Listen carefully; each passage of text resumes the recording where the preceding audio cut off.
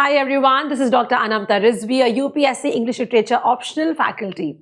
So today we will be discussing another segment of the Renaissance age. The last time we discussed everything about Shakespeare, his plays, his sonnets, what kind of thematic concerns were addressed karta tha apne works mein, and what theaters were at that time, what kind of theaters were there, what characters were there. So now, as we move forward from Shakespeare, we are coming to another important segment of the Renaissance age, and that is the metaphysical poets, the Cavalier poets, and how the drama was kind of changing during that period. ये बहुत significant era है. Now when we look at Renaissance is actually a very long age because Renaissance ने बहुत writers को inspire किया था in writing different ideologies पे, thematic works पे, thematic concerns पे.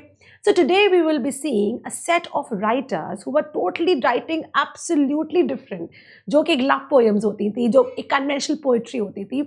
So metaphysical poets by the way आपके UPSC English Literature के optional में भी है. जॉन डन को आप पढ़ते हैं, काफ़ी सारे poems हैं उनकी, जैसे canonization है and many others. So today we will be discussing primarily on the Renaissance period, and that is particularly metaphysical poets, Cavalier poets, and other aspects of the Renaissance age during that period. So let's go ahead with our lecture. So guys, over here, as you can see, the picture is also somewhere Renaissance, and right. So the metaphysical poets, it's a concise summary we're going ahead with. Again, I have taken these notes from Routledge History of English Literature. So जितने भी Routledge History of Literature के जो main points होते हैं उनको मैं summarize करके यहाँ पे लिखती हूँ. Just for your information, I'm telling you that how authentic and legitimate the notes are. Okay, going ahead with this.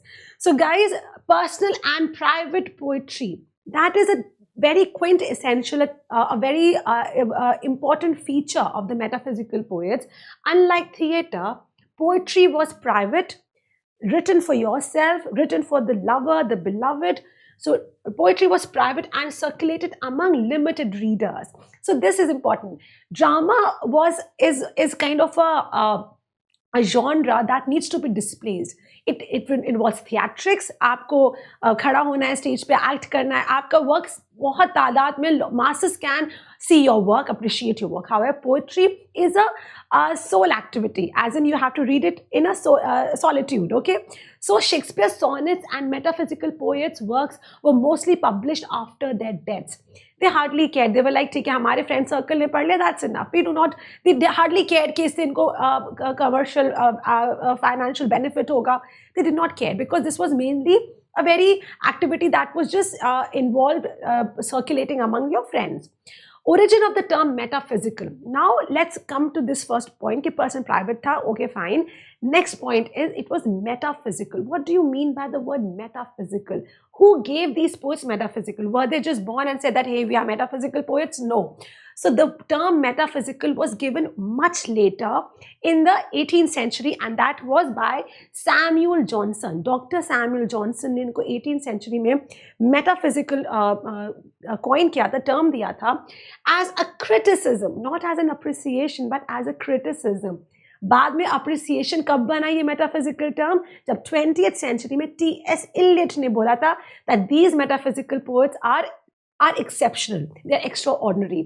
तब metaphysical gained more positive connotation, otherwise एक negative connotation की तरह से Samuel Johnson ने use किया था. Why metaphysical? Let's go ahead. Claiming the poets lacked emotion and use excessive learning and unusual comparisons. Now this point, metaphysical, because they were talking something that was beyond ordinary. They were not going ahead only with love story, love kind of themes. The beloved, the lover loves the beloved, the lover is wooing the beloved. No. इनके metaphysical aspect ये होता था कि इनके जो comparisons होते थे, जैसे अगर हम लोग लव को कंपेयर करें, what do we compare the love with? We compare the love with maybe the flowers, the butterflies, nature and everything. ये कंपेयर करते थे अपने लव को ज्योग्राफिकल डिस्कवरीज से, ये कंपेयर करते अपने लव को कंपस से.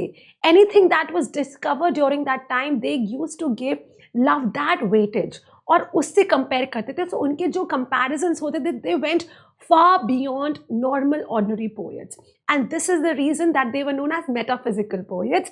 So despite early neglect, despite them not being gaining any acknowledgement, recognition in the earlier period, Their work later became very influential in modern poetry and criticism, especially after T.S. Eliot claiming that these metaphysical poets are brilliant. Okay, so this is a very important aspect, guys, that metaphysical poets, origin of the term Samuel Johnson, a negative connotation, later positive connotation. It was much more than normal poetry, beyond conventional ideas they circulated.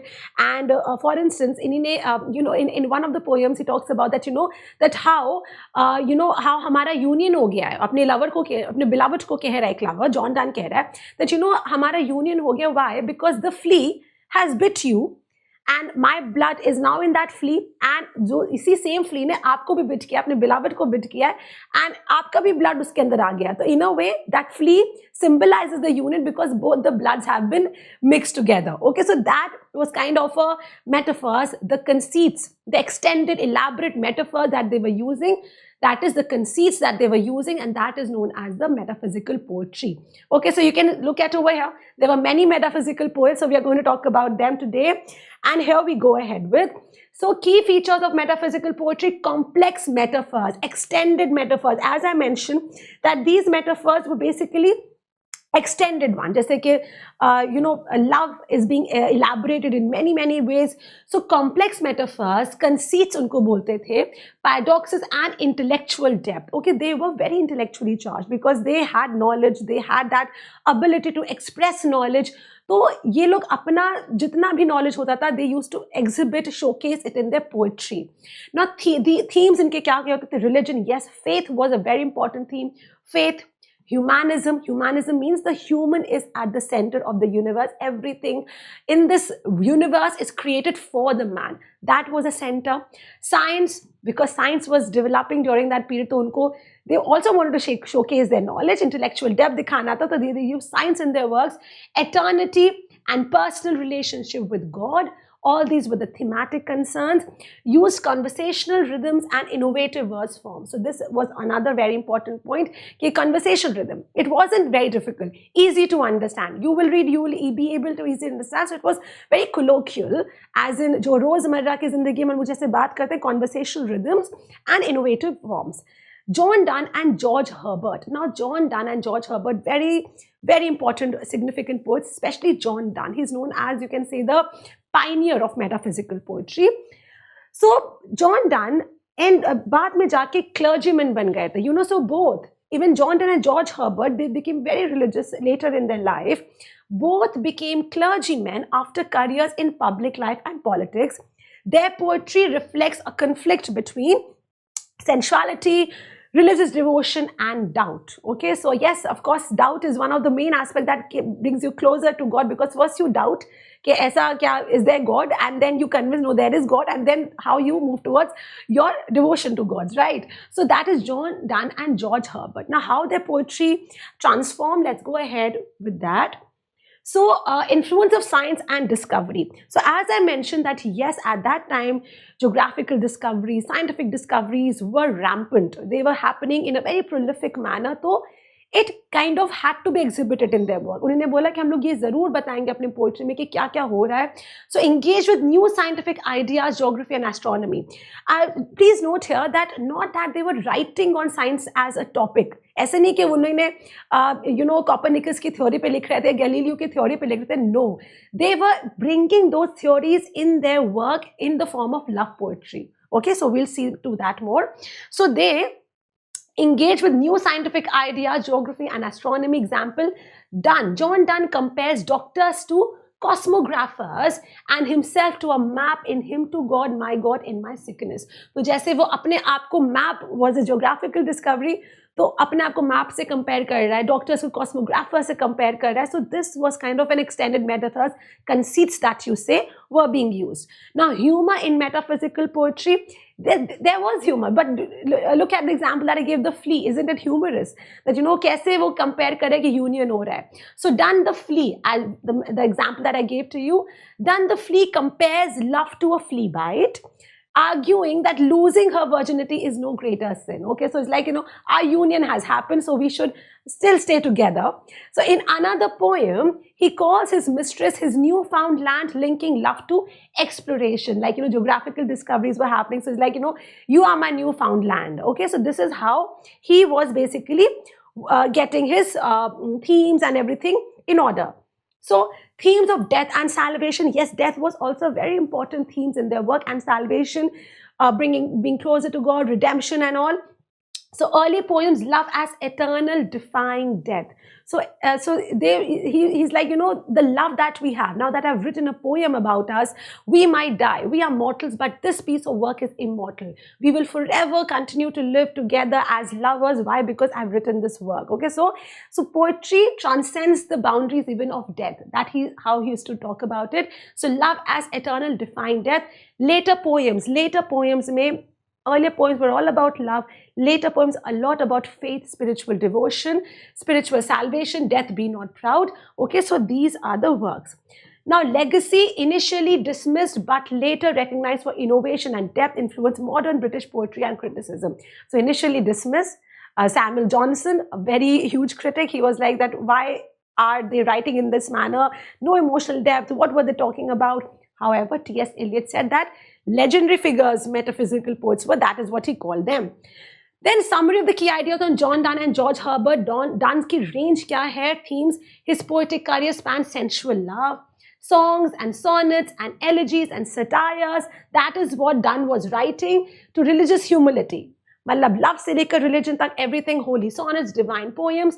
एक इसकी poem है Batter My Heart. In Batter My Heart, three-person God, he compares himself to a besieged city seeking spiritual surrender to God. So can you see the comparisons are so wide? And T.S. Eliot on Donne and Herbert. उसके बाद अब T.S. Eliot ने कैसे Donne को recognize किया? We'll see to that. So T.S. Eliot contrasts metaphysical poets with later poets like Tennyson and Browning. We all know that Alfred Lord Tennyson and Robert Browning, I'm sure everybody must have heard about them at least. They were brilliant poets. Lord Tennyson was also a poet laureate in 1850. So इनका position, इनकी ranking बहुत high in literature. So he compared, because metaphysical did not, though metaphysical were of course way beyond in years, पहले आ गए थे, but not the recognition. So T.S. Eliot ने 20th century में बोला कि जो Tennyson और Browning का position है, metaphysical, were like them. Okay, so he argues that in John Donne, thought and emotion were unified, whereas later poets separated intellect from feeling. So he said that thought and emotion, so it's like that brain and your heart, metaphysical combined both of them and wrote poetry. Intellect and love, intellect and feeling, everything was combined together, and that is how they write. So that was unified sensibility. This is his main argument, was that why are metaphysical class apart? Why metaphysical stand out from the rest of the poets? Why? Because they unified thought and feeling, brain and your heart. And that is the reason that इनके work में इतना emotional depth था, इतना intellectual depth था, something that's very rare, जो कि दिखता नहीं है इतना. And especially later poets ने इसको बिल्कुल separate कर दिया. वो लोग ना दिल से लिखते थे, ना दिमाग से लिखते थे. So they were totally different from the rest. Okay, so this was the main argument by T.S. Eliot. And whereas later poets separated intellect from feeling, and John Donne saw thought as an experience that shaped his sensibility. So yes, his sensibility was completely shaped by the experiences, his thoughts, his feelings and all. Now, metaphysical poets were experimenters because nobody was writing like them. They were the one experimenting it first. So John Donne and George Herbert were innovative in both form and subject matter. They were experimenters, innovative techniques से लिखते थे. Their poetry reflects the intellectual and spiritual curiosity of the Renaissance. You can get a question on that, that mention that how metaphysical poets exhibited intellectual and spiritual curiosity in the Renaissance period, and this is how they wrote. So as society moves to a stability over exploration, their poetry lost favor but was revived in the 20th century. So later, it was only in the 20th century that it got revived. Now, George Herbert की poetry के बारे में अगर बात करें and religious struggle, Herbert's poetry is often a dialogue with God. You know, George Herbert ki agar aap poetry sunoge, it's a very, very moving poems that he has written. So, you know, his direct association with God is basically, you know, how he's addressing God and are questioning God about his existence. But later, he reconciles with the fact that, yes, God is there. God is helping me. God is guiding me. So, Herbert's poetry is often a dialogue with God, reflecting his struggles between doubt and faith. Okay, so doubt that whether there is God, and then later reconciling with the fact that, yes, the faith in God reinstates that, yes, he is there. So his visual poetry, such as Easter wings, a very important one. Easter wings is actually in the shape of wings. Agar aap Google bhi karoge, to George Herbert used to write very topographical, pictorial poetry, and that was in wings. Okay, so that pictorial image that comes in your head when you're thinking of wings is, this is the way how the work is written.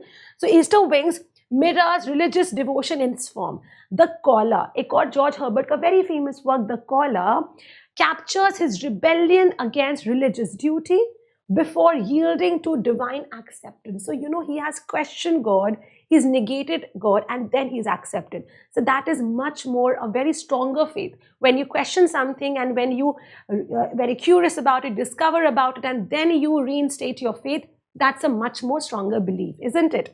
Okay, so moving ahead, we have John Donne's direct address in poetry. Donne's style includes direct engagement with different subjects such as God Batter My Heart. So Donne के अगर हम लोग देखें, these are the poems in which he has written about the metaphysical subjects.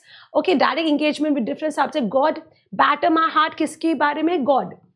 Sun, the sun rising is about sun. The good morrow is about his beloved, okay, the lover. And Death Be Not Proud is about death. So can you see the variety of themes that they were writing in? His bold, very bold. You can read the poetry, it's sometimes very, very explicit also. His bold, intellectual, in-depth, good substance. So okay, intellectual challenges in poetry reflect his questioning of love, faith, and society. And 20th century revival, T.S. Eliot's praise helped restore critical interest in the metaphysical poets, and Donne's intellectual depth and emotional intensity became widely recognized. Modern critics appreciate the exploration of love, faith, and human nature with complex metaphors and paradoxes. Okay, so this is how 20th century में T.S. Eliot का revival किया, and this was it because modern critics ने appreciate किया, बहुत praise किया कि जो इन्होंने exploration of love किया है from different new angles, faith को question किया है, फिर reinstate किया है, and then human nature with complex metaphors and paradoxes. So this all became very, very important. Then we have, now let us look at the key 17th century poets. We talked about John Donne and George Herbert, the two significant poets of the metaphysical. Let's talk about some other metaphysical poets of the 17th century, and that is Henry Vaughan, 1621 to 1695. Okay, so over here, inspired by George Herbert, Henry Vaughan was inspired by George Herbert, and he described himself as a convert to his style. He said that, I converted to the style of George Herbert. That is what Henry Vaughan used to say. But unlike Herbert, his poetry is less about struggle and more about mystical innocence. Okay, so, so George Herbert struggled with the idea of accepting God. Finally, he did. But Henry Vaughan was more innocent, more accepting. Okay, so strongly connected to nature and childhood, often anticipating romantic themes. Okay, so his works were much more innocent, connected to childhood, nature, and they were more romantic themes. Romantic as in everything is hunky-dory, everything is nice. Okay, so not questioning, not struggling. So in a way, innocent, romantic elements and natural. His famous poem, The Retreat. Okay, so Henry Vaughan is known for the poem The Retreat, expresses longing for lost innocence. So, whenever we look back at our childhood, what is one thing that we miss? The innocence. Why? Because हमारा जो innocence होता है, जो बचपना होता है, हमारा जो मासूमियत होती है, that does not make you worry about the worldly pleasures. We're just happy in our happy-go-lucky world and everything. However, as you grow up, you lose that innocence because you become so aware, and that is what this poem is talking about, the retreat. Okay, retreat मतलब पीछे जाना. So his famous poem, The Retreat, expresses longing for lost innocence. Salix Scintillas, इनकी एक और work था 1650 and it is his major work focusing on spiritual enlightenment. Now, this is a very famous work, often asked in the exams, Salix Scintillas, 1650 and 1655 में इसका revised version आया था, and that is his major work focusing on spiritual enlightenment. So you can look at Henry Vaughan over here. Okay, the kids are playing, and that's kind of an innocent projecting and all. Okay, so he's writing, and remember this one from this picture. Then you have Thomas Carey. Okay, इनको Carey बोलते हैं, Carew नहीं बोलते हैं, Carey बोलते हैं, इनका spelling ऐसा है. Thomas Carey, 1595 to 1640. He is notable for lyrical song-like poems and satirical poetry, often expressing erotic passion. And he wrote an elegy for John Donne. He's very famous because जब John Donne की death हुई थी, he wrote an elegy. Elegy is a sad poem which is written on the death of someone. Okay, so wrote an elegy for John Donne and the Masque Column Britannicum 1634 में. Then his poem Mediocrity in Love rejected explores love extremes over moderation. And his collection poem 1640 was published the year of his death. So guys, Henry Vaughan, Thomas Carey, Thomas Strahan, ये सब metaphysical poets थे. Okay, they were writing on the line of John Donne. They considered John Donne as a pioneer, you know, somebody who was a leader of metaphysical poet. All right. So now, Thomas Carey के बाद हम लोग आते हैं another metaphysical poet 1637 to 1674, and that is Traherne, Thomas Traherne, and he's known for joyful celebratory poetry, often compared to Walt Whitman for its exuberance. Walt Whitman कौन थे? American poet, much later वो आए थे, but Walt Whitman also used to write nice, happy poetry, joyful poetry, celebratory poetry, and this is exactly what Thomas Traherne was also writing. He explores childhood innocence, okay, बचपना, childhood innocence, spirituality, and the infinite possibilities of the mind. इनके work कौन से थे? Roman forgeries, Christian ethics, and poetical works. And his poetry again mysticism को, childhood wonder, and divine inspiration को combine करता था. Okay, whenever we talk about divinity, the idea of childhood does come, because you know, isn't it said that you know, we are more closer to God when we are kids, because of the less evil and the less sins that we do, right? Okay, now let's come to another metaphysical poet, and over here you can see Richard Crashaw. Okay, so converted from Puritanism to Catholicism, leading to exile from England. Okay, so again, conversions and religious participation in things and siding with one particular religion was a huge thing there. So Richard Crashaw had to be exiled. Why? Because वो Catholic हो गए थे. He converted from Puritanism to Catholicism. Now we know that during that period, in the time of Renaissance, when everyone was Protestants and Catholics को push किया जाता था, sideline किया जाता था, उस time पे if you convert to Catholicism, of course you will be under trouble, right? So leading to exile from England. तो England ही छोड़ के चले गए थे, because they were like, कौन इतना पंगा ले? Anyways, so his poetry is exaggerated, expressive, and baroque in style, focusing on ecstasy and martyrdom, happiness and martyrdom. And major work, Steps to the Temple. Okay, इनके work से Steps to the Temple, ये बहुत famous work है इनके, Steps to the Temple, and Carmen Dio Nostro. Okay, his best known poem is The Flaming Heart, and that expresses passionate religious devotion. Okay, and unlike the restrained metaphysical poets, he celebrates the bliss of suffering. Okay, pleasure in pain. Okay, that is what he was talking about, Richard Crashaw. Okay, then next we have Andrew Marvell. Now Andrew Marvell was a very interesting poet, क्योंकि इन्हें बड़ी मजेदार कहानियाँ लिखी, especially love poetry that he used to write a lot of good poetry. So Andrew Marvell is a transitional metaphysical poet. As in इन्हीं ने एक transition बना थी. He was almost, I think he was the last of the metaphysical poets, and then इनके बाद एक transition आ गया था, मतलब change आ गया था. So spanning early and later 17th century, the only metaphysical poet who connects the early and late 17th century. Okay, the early 17th and the late 17th century. मतलब he was a connecting sort of a poet. When metaphysical के बाद जो shift हो रहा था, Andrew Marvell was the one to bring that shift. His work ranges from political poetry to passionate love poetry. Religion was not something in Inga forte. So he talked about love poetry and political poetry. Why? Because Andrew Marvell himself was a courtier. Okay, वो royal court में एक काम करते थे. He was an aristocrat. So he was, of course, we'll talk about political poetry. Political poetry की कौन सी मशहूर है? And Horatian Ode upon Cromwell's return from Ireland 1650.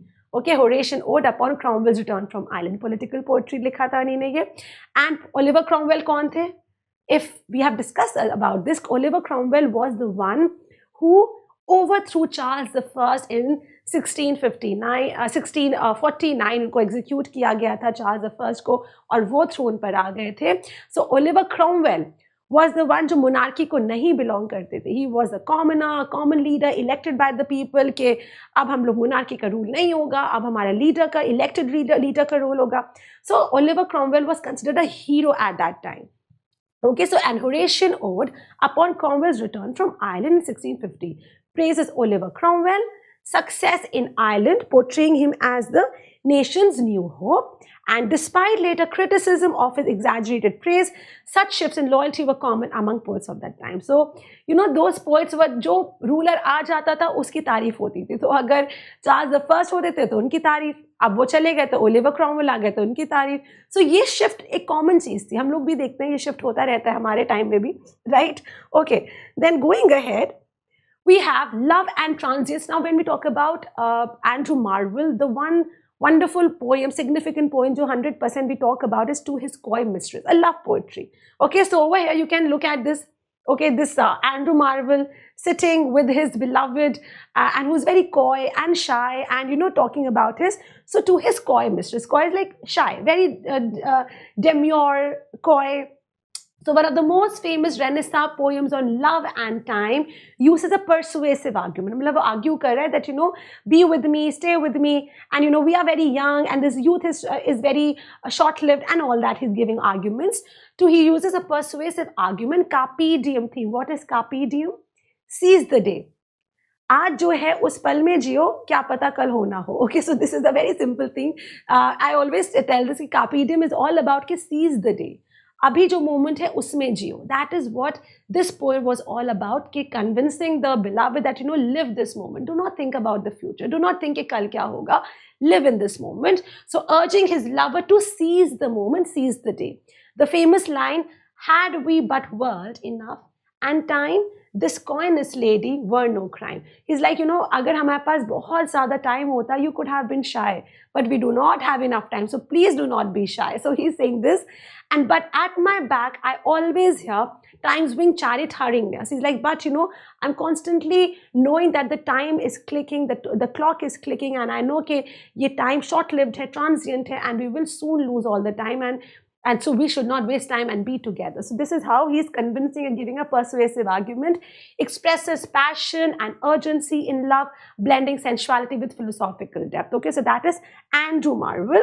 Then moving ahead, we have versatile and adaptable poet, very versatile, very famous, very loved poet. अभी भी पढ़ा जाता है बहुत इनको. So accused of being a time server, shifting loyalties for surviving. ठीक है, पहले चार्ल्स I के साथ थे, उसके बाद उन्होंने रियलाइज किया ओलिवर क्रॉमवेल आ रहे हैं, तो ठीक है हम ओलिवर क्रॉमवेल के साथ होंगे. तो yes, shifting loyalties were there. However, this was common in the unstable political climate of the 17th century, right? And his works include satire, lyric poetry, and political verses, making him one of the most diverse poets of his time. Significance of Andrew Marvell, bridge between metaphysical poets and later poets. Last के poet थे metaphysical, तो एक bridge क्या था, एक इन्होंने transition create किया था.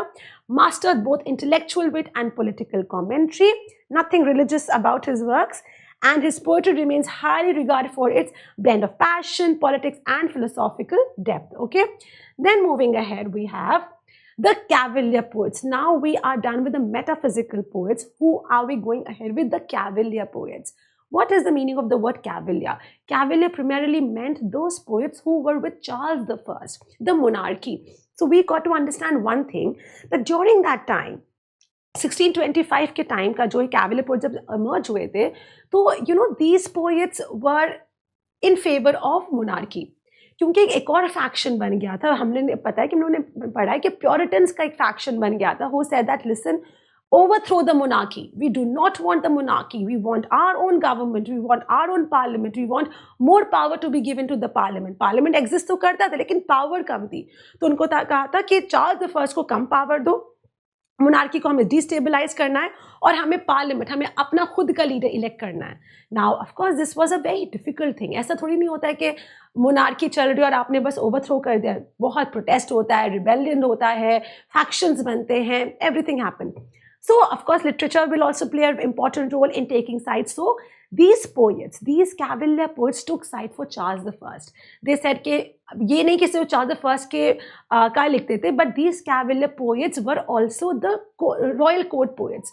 अब रॉयल कोर्ट में रहते थे, वहाँ का काम करते थे, तो उनको ऐशो आराम था. Why will anybody not fight for the comfort that they have in their lives? So they were not only fighting for Charles the First, they were also protecting their own prestige and position that yes, we are royal court poets, we want to be the Cavalier poets and hence we will take sides for. This is the reason को Cavalier poets नाम रखा गया था. But इनकी जो poetry थी, that does not mean कि बस Charles the First के बारे में थी. Love poetry, you know, एक जिसके पास सब कुछ है, पैसा है, prestige है, position है, कोई problem नहीं है, what will they write? Love, romance, that is all. So this is exactly what Cavalier poets were writing.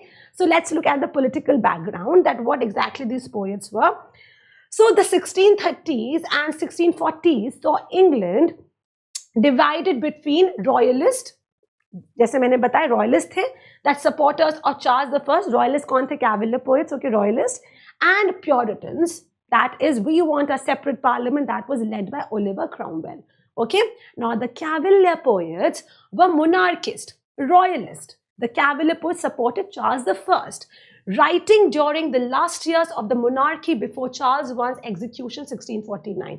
तो अगर हम लोग देखें तो इनका पीरियड exactly 1625 to 1649 है, because poor guy, poor Charles the First was executed, he was killed in 1649 by Oliver Cromwell. Okay, so now key Cavalier poets जो इस टाइम पे जो रॉयल जो हमारे मोनार्किस्ट थे, रॉयल पोएट्स थे, Cavalier poets, they were Thomas Carey. Thomas Carey हमारे metaphysical भी थे, राइट, वो उसमें भी आते हैं. Thomas Carey, Robert Herrick, Richard Lovelace and Sir John Suckling. These were the four major Cavalier poets. Okay, now their poetry was lyrical. As I told you, you have money, you have richness, you have comfort. You will talk about what? Lyrical, elegance, and focused on themes of love, nature, and loyalty to the king. Okay, so these were their basic thematic concerns. Now, unlike the metaphysical, their verse was simpler, easier to understand, simpler, because talking about love, romance, that's all, and following the classical elegance of Ben Jonson. So these were also known as the sons of Ben Jonson, क्योंकि Ben Jonson को ये लोग बड़ा follow करते थे. Okay, so Ben Jonson was also a dramatist, a poet, so they were known as the sons of Ben Jonson, also these Cavalier poets. Okay, then we have themes and style. Their poetry embrace the Renaissance carpe diem. Now the idea of carpe diem becomes very pronounced in their work. Seize the moment. आज के time पे जियो, कल का कल देखा जाएगा. Okay, जो है समा कल होना हो. All right, so something like that. So poetry embrace the Renaissance, carpe diem, seize the day. Theme emphasizing the fleeting nature of life and love. Example, Robert Herrick's To the Virgins to Make Much of Time. Okay, so To the Virgins, to make much of time, again about love poetry, wooing the women to be with him, 1648. Okay, so you can look at here. Robert Herrick is around young women and saying that, you know, it is all about love, life is all about love, and let's not waste time. Okay, so for instance, his very famous lines, these are To the Virgins to Make Much of Time, 1648 में लिखा गया था, gather ye rosebuds while you may, old time is still a flying. So again, see that, you know, enjoy life as much as you can because time is flying. Enjoy your youth as much as you can. Encourages youth to enjoy life before aging and death. Unlike Marvell, Andrew Marvell का जो To His Coy Mistress हमने पढ़ा है, Herrick का tone is gentle rather than seductive and lacks dense complexity. So Andrew Marvell wrote a little bit of seductive poetry, but you know, when we talk about Robert Herrick, it was more gentle, more polite, more refined. Okay, because royal court, so royalists cannot write anything that's disgraceful, right? Okay. Political engagement. Though known for their light, elegant verses, some Cavalier addressed some serious issues, but they had to show the loyalty to Charles I. So Richard Lovelace ने लिखा था, to Althea from prison, stone walls do not a prison make, nor iron bars a cage. Okay, written while imprisoned. It reflects ये Richard loveless ने तब लिखा था जब वो imprisonment उनको हो गया था, because of course इन लोग को imprisonment भी होता था. They used to be jailed for whatever protest that used to happen. So it reflects Cavalier ideas of personal and political freedom. Now, context of the Puritan rule after Cromwell. After Cromwell's victory and the Puritan Commonwealth, जो हमें पता चला कि 1649 में Charles the first को execute कर दिया गया, तो ओलिवर क्रॉमवेल आ गए थे पार में. सो England experience strict moral and religious control. Puritans were very strict, very, according to the religion doctrines and everything. Theaters ban हो गए थे, social engagements lessened down, and everything was literally fanatic. Okay, बहुत ज़्यादा Puritans थे. So writers like John Milton and John Dryden shifted allegiances as they saw the revolution decline into authoritarianism. बाद में, Puritanism बाद में ना बहुत ज़्यादा अथॉरिटेरियन हो गया था, डिक्टेटरशिप आने लगी थी. तो बाद में जो जॉन मिल्टन, जॉन ड्राइडन ने इसको सपोर्ट किया था, ओलिवर क्रॉमवेल को सपोर्ट किया था, बट बाद में when they saw that okay this is turning into a dictatorship, they backed off. They were like, no, we cannot stand with something that is there. So yes, Puritan rule, why we are discussing, because Cavalier poet के बाद एकदम से आपका 1649 में आ गया था puritanical rule, the Oliver Cromwell rule. Okay, by the way बहुत लंबा नहीं चला था, बहुत शॉर्ट लिव था. Anyway, so legacy of the Cavalier poets, we look at this, their poetry marked the end of an era of lyrical. So Cavalier poets were kind of the last of the Renaissance period, जहाँ पे एक lyrical poetry, love poetry was there, a refinement before the rise of Puritan rule, and though less complex than metaphysical poetry, their works captured a carefree, royalist, aristocratic spirit that faded after the fall of the monarchy. Okay, so monarchy fell, and this is how the Cavalier poets also saw a fall down. So they remain significant for the elegance, wit, and celebration of love, nature, and loyalty. Okay. So now we are coming to one important aspect, very short lived aspect, and that was the Jacobean drama up to the closure of theatre. We last time हम लोगों ने क्या पढ़ा था? Shakespearean drama. Now we are coming to Jacobean drama. Why Jacobean drama? क्योंकि हम लोग James the first जो कि आए थे 1603 से लेकर 1625 में, इसको कहते हैं Jacobean drama. वहाँ से पढ़ा चला. So I'll just talk about this. 1603 से लेकर 1625 में बोला जाता है कि Jacobean drama है. ठीक है. So we are going to talk about this. And मतलब 1642 में तो क्या हुआ था, जब 1642 में तो प्योरिटन्स ने थिएटर्स ही बंद करवा दिए कि कोई थिएटर हो गई नहीं, कोई ड्रामा हो गई नहीं. एवरीथिंग, ड्रामा ने बहुत ज़्यादा सोसाइटी को मलाइन कर दिया गया है. No drama will happen, and they put a closure to that. Now, when we talk about Jacobean drama, the first dramatist that we have to talk about is Ben Jonson. Okay, now Shakespeare greatest contemporary, सबसे ज़्यादा very, very respected, very funny, and and बहुत he used to get into fights also a lot. Very controversial figure also was Ben Jonson. When Shakespeare died, he wrote an ode for Shakespeare in first folio 1623 and praised his legacy a lot. Okay, a versatile playwright, mastering both comedy and satire, and he was imprisoned multiple times but remained highly respected. इनकी major comedies, इन्होंने comedies बहुत लिखी थी. इनकी major comedies थी 1610 में the alchemist. Okay, the first comedy that we going to talk about is the alchemist. Right, over here you can look at Ben Jonson. इनका Shakespeare का भी है. He was a good friend of Shakespeare and he respected him a lot. So the alchemist, written in 1610 by Ben Jonson, this is a satire on greed and gullibility. मतलब जो gullible लोग होते हैं ना, बहुत जल्दी इन्फ्लुएंस हो जाते हैं किसी से भी, और ग्रीड मतलब हमें सब कुछ चाहिए. Greed, where common trick, where conman, एक कॉनमैन होता है, वो ट्रिक करता है रिच पीपल को. Sir Epicure Mammon, that is sir Epicure Mammon is a rich guy जिसको कॉनमैन ट्रिक कर रहा है. And features clever deception, trickery and obsession. So it was interesting play. If you get to even read the summary of Alchemist, बहुत interesting है. Then you going ahead with वॉलपोन. Ben Jonson का एक और play था, 1605 में लिखा गया था, अ dark comedy about grid and corruption, and this centered on a wealthy Venetian pretending to be near death to manipulate his heir. So it's like, कि तो वोल्पोन कहता है कि इसका सबटाइटल द फॉक्स भी है, तो वोल्पोन कहना है मैं बस मरने वाला हूँ, और वो किस तरह से लोगों से गिफ्ट लेता है, उनसे काम करवाता है and all that, so that लोगों को लगता है कि ये हमें अपनी सारी प्रॉपर्टी दे देगा. Okay, so Volpone was that. Comedy of humours. Ben Jonson is known for making comedy on humors.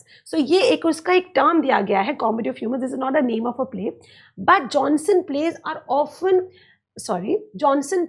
often linked to the idea of the comedy of humors. Comedy of humors का मतलब क्या होता है?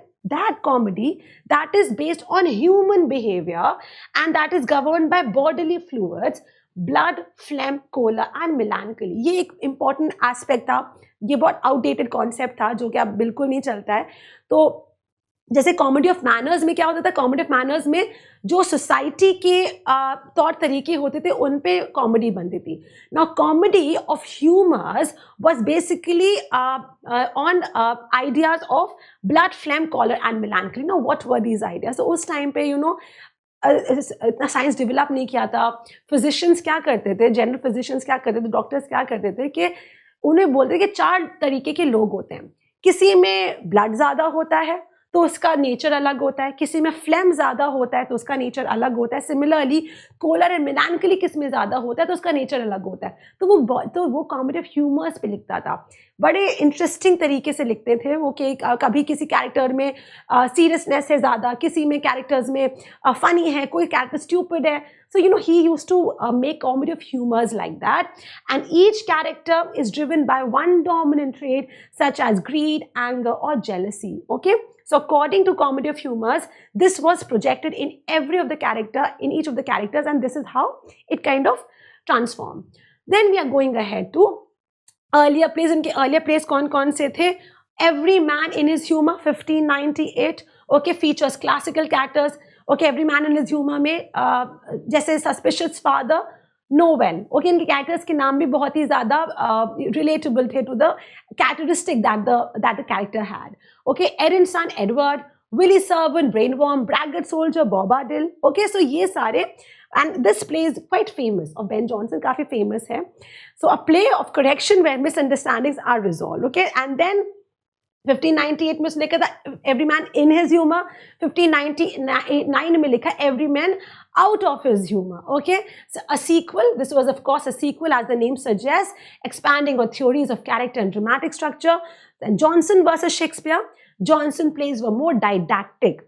Grid के बारे में, jealousy के बारे में, एवरिस के बारे में, ईवल एंड गुडनेस के बारे में. देखो मोर डाइडैक्टिक, थोड़ा सा सिखाते थे लोगों को, often including a moral resolution. But Shakespeare was all about entertainment. Shakespeare hardly care, मुझे नहीं सब फर्क पड़ता कि तुम्हें क्या सीखने को मिल रहा है, एंटरटेनमेंट मिल रहा है, that is all that I my motive is. So Shakespeare characters were more complex and realistic while Jonson were driven by exaggerated traits. So Shakespeare were round characters, मतलब कि जैसे मिकबेथ में अच्छाई भी थी, बुराई भी थी, हैमलेट में अच्छाई भी थी, बुराई भी थी. लेकिन बेन जॉनसन के जो कैरेक्टर्स होते थे वो वन साइडेड. जेलस है तो जेलसी ही होगी, ग्रीड है तो ग्रीड ही होगी, ईविल है तो ईविल ही होगा, और अगर इनोसेंट है तो इनोसेंट ही होगा. सो ऐसे करके उनका कैटेगराइजेशन होता था इनके वर्क का. So this was the difference between Johnson and Shakespeare. Now theatre and Puritan opposition. Now as we come ahead, Jacobean drama के बारे में जब बात करते तो yes, Ben Jonson was a prime figure. There were many other dramatists, but the most important, significant was Ben Jonson. But धीरे धीरे Jacobean drama decline होने लगा, especially when theatre and Puritan opposition हुआ. सो प्योरिटन्स वर लाइक थिएटर, बहुत ज़्यादा लोगों को influence करता है, गंदी चीज़ें सिखाता है, बहुत वल्गैरिटी है, इसको बंद होना चाहिए. हमारा masses, common man are digressing from their path. So Jonson moral satire was seen as a response to Puritan attacks on the theatre. The growing influence of Puritan eventually led to the closure of theatres in 1642. Theatres को बंद कर दिया गया, marking the end of the Jacobean and Caroline era drama. Okay, Caroline era is again Charles the first के बाद का drama. Significance of Jonson, a major figure in the Jacobean drama and shaping the comedy and satire. His work talked about and attacked and criticized greed, corruption and obsession, making them very important for their moral intellectual depth, and his legacy influenced later Restoration comedy and 18th century satire. Okay, then moving ahead. Ben Jonson city comedy, classical influence and poetry. City comedy की अगर हम बात करते हैं तो Ben Jonson talked about a lot was Bartholomew fair. Okay, so there was comedy of humours के बारे में बात की. Now Ben Jonson used to also talk about city comedy. Now what was city comedy? City comedy में आता है Ben Jonson का Bartholomew fair 1614 में इन्होंने लिखा था. What was this? So Johnson used contemporary London characters and settings to establish the city comedy. City comedy भी एक genre था, मतलब city life के बारे में किससे बताना, कोई characters के बारे में बताना, because London was a very, a bubbling city, a city जिसमें, it was the center for literature, fashion, everything. So this was coming. So Bartholomew Fair was all about London city life, and Bartholomew Fair satirizes urban life, greed, hypocrisy, and corruption in a festive marketplace setting. Okay, so you can imagine this. Bartholomew Fair का एक picture है यहाँ पे. So classical tragedy, unlike Shakespeare, Johnson tragedy strictly followed Latin models and subjects. So yes, Ben Jonson also wrote tragedies, but they were more classic based, classical writers based. Okay, so उसने वो follow करता था classical roots, unlike Shakespeare. Shakespeare did not care about any rules, any regulations, but Ben Jonson cared about it जब वो tragedies लिखता था. So his classical background shaped his dramatic structure, focusing on logic, rhetoric, and yes, moral lessons. Okay, then you have Jonson की poetry की अगर हम बात करें, so it was a high point on English classicism.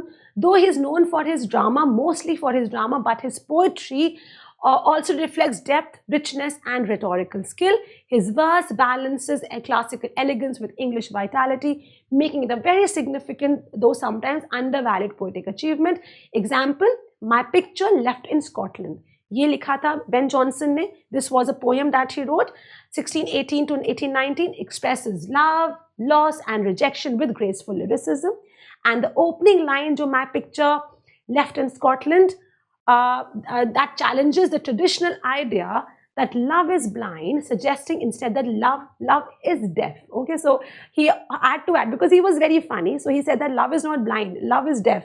Okay, so I now think love is rather deaf than blind, for else it could not be that she whom I adore so much should so slight me. कह रहे मेरे को सुन ही नहीं रही है, मतलब सुन नहीं रही, इसका मतलब वो deaf है, right? So love is deaf. So the poem refined structure and rhetorical style show Johnson's mastery of poetic form and language compared to the major poets of that period, of that time, right?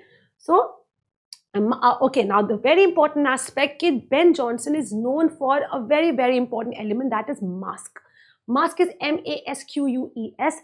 Kotli theatrical spectacles. At that time, अब masque जो होते थे वो beautiful sets होते थे, जैसे imagine Sanjay Leela Bhansali set. Okay, so masque वो beautiful sets, and specially masque वो perform for royal people, royalist के लिए, किंग्स के लिए, नोबल मैन के लिए, because they were very very ordinary man afford ही नहीं कर सकते होंगे टिकट उसका, राइट? तो they were very beautiful sets. So definition characteristic, mask were lavish coats. So they were very lavish coat entertainments, and they were performed during James I and Charles the First के era में. 1642 में तो बंद ही हो गया था, लेकिन उससे पहले का पीरियड है कि जब मास्क एकदम से आए थे Ben Jonson, and he was like royalist के लिए करना है, बहुत ही very beautiful settings. Unlike public theatre, जैसे जो ग्लोब ब्लैकफ्राइडे जिसकी सिंपल सेटिंग होती थी, unlike those public theatres, these masks were staged in royal halls for the monarchies, for the monarchy, for the royalists, for the court people. Example, Banquet Hall, Whitehall, and all. Featured extravagant costumes, very beautiful costumes, elaborate stage settings, machinery, music, and dance for single performance. So everything was very, very aesthetically done to make it very pleasing and entertainment. कौन architect था? It's very important. Inigo Jones along with Ben Jonson. Inigo Jones was the one जो कि ये सारी setting करता था mask की. So Inigo Jones and theatrical innovation, and we see that Inigo Jones, trained in Italy, introduced the proscenium and such art stage, which created a picture frame effect. So you can look at this. So this is a proscenium art stage जो कि Inigo Jones लाया था from Italy. Okay, he was the basic architect, architect, the designer behind these masks. So he brought this, and this marked a shift from Shakespearean open thrust stage. Shakespeare तो common के लिए लिखता था, लेकिन Ben Jonson was ambitious. He was like, I will write for the royalists. And so Inigo Jones किसने help की, architect की, and he designed that stage. And unlike that, this was more framed performance space. So this theatrical distance reflected the mask moral themes, where the focus was on idealized monarchy rather than human drama. तो अगर monarchy के लिए perform हो रहा है तो monarchy को तो अच्छी light में दिखाया जाएगा ना. So this was more rather than human realistic drama. It was all about more about monarchy. These masks. Okay. Then you have the themes and structure, mass simplified, moral conflicts, good versus evil. Okay, simple themes होती थी ताकि royalist एकदम safe themes ले रहे थे ताकि royalist थोड़ा सा नाराज ना हो जाए. Okay, so good versus evil, light versus darkness, always reinforcing monarchical supremacy. And like public theatre, discussion and debate were minimal as emphasis was on visual spectacle. तो कोई बहुत discussion वाला topic नहीं होता था drama में. It was more about the stage, the setting, the sets, the beautiful costume, the aesthetic appearance of everything. So court figures played symbolic roles. Example, in The Mask of Blackness, courtiers acted as Negroes, and in Oberon, the stage transformed into bright and glorious palace. Okay, so even courtiers were the ones who used to act in it, take part in it, because they were being performed for a small audience. Okay, so courtiers he perform भी करते थे. Then we have that Ben Jonson and Mark Jonson wrote many court masks for James I. Ben Jonson ने बहुत mask लिखे थे, and however he became frustrated that Inigo Jones' stage designs gained more attention than his work. But बाद में इसके लिए Inigo Jones से लड़ाई भी हो गई थी. He got into controversial fight with him. He said that that I am the one writing all these beautiful masks, and Inigo Jones is getting more popularity. So he got frustrated and jealous also. So this led to a devaluation of Jonson mask writing, overshadowing his broader dramatic achievement. So this. Actually, Inigo Jones got a lot of popularity. So Ben Jonson got a little frustrated with that. And over here, then you have that Jonson influence and legacy. So despite this, Jonson stands as a very dominant literary figure after Shakespeare, especially from, and he was serving as a poet laureate. Okay, he was also poet laureate, मतलब वो royal court का poet था. King ने उसको एक appoint किया था that you are the poet laureate. कोई भी important event होता था तो he used to write poem for that event. He was a poet laureate from 1660 until his death in 1637. His influence extended to generation playwrights, and we know that the tribe of men, the sons of men that we discussed in the Cavalier poets. And significance of mask, if we look at this, significance of mask, they represented the height of courtly performance, very beautifully done, and spectacle in the early 17th century, and their use of the proscenium stage that was brought in by Inigo Jones, who was from Italy, influenced theatre design for the next 300 years. While politically significant as royal propaganda, the artistic value declined importance compared to public drama. Okay, so guys, this is where we come to an end with our part 4 of the Renaissance. It's only one more part is left, and I'll be covering the entire Renaissance. Then restoration pe aayenge. So guys, I hope that you like the lesson, and if you want to go ahead with the paid course, you can look in the description box. Everything is in the information is given. I'm Dr. Anamta Rizvi, and about me, I did my PhD from the Department of English, Jamia Millia Islamia, qualified my GRF, have mentored UPSC students as well as UGC NET English Literature students, and I have written books also on history of literature and a lot of other journals and newspapers. So anyway, so let's go ahead with this, and if you are interested in it, go ahead with the paid course, and I will be discussing the entire UPSC optional English literature subject. We have started with the classes. The batch started in January, and now we are focusing on other aspects. Okay, so thank you everyone, and I hope to see you in the next class and in, of course, future classes. Thank you.